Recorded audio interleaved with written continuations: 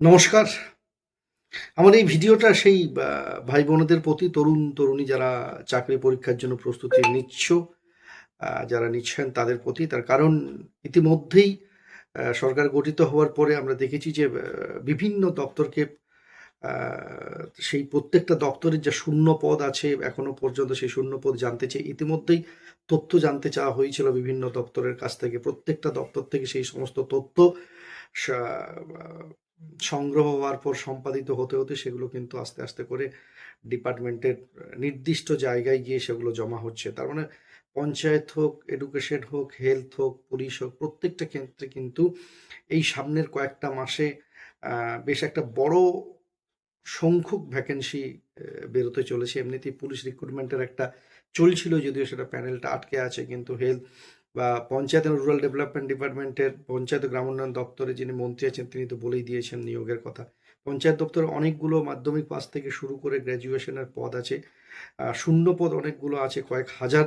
সেই চাকরির পরীক্ষার জন্য একবারে লেগে পড়া যেতে পারে।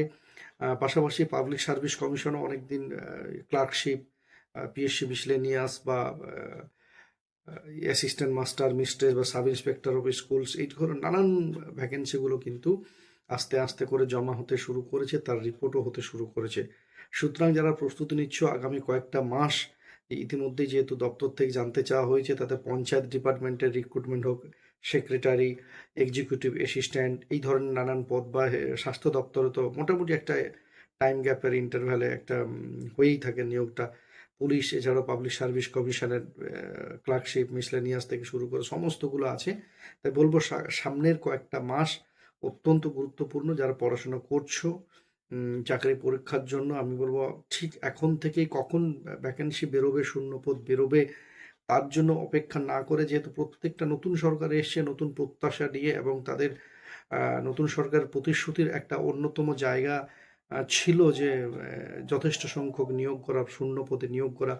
School service commission, primary teachers থেকে শুরু করে public service commission, health, police, সমস্ত ক্ষেত্রে একটা নিয়োগের প্রতিশ্রুতি ছিল, এবং ইতিমধ্যেই তার প্রাথমিকভাবে পদক্ষেপও আমরা দেখতে পেয়েছি যে প্রত্যেকটা দপ্তর থেকে শূন্য পদ জানতে চাওয়া হয়েছে, সেই হিসেবে হতে থাকবে।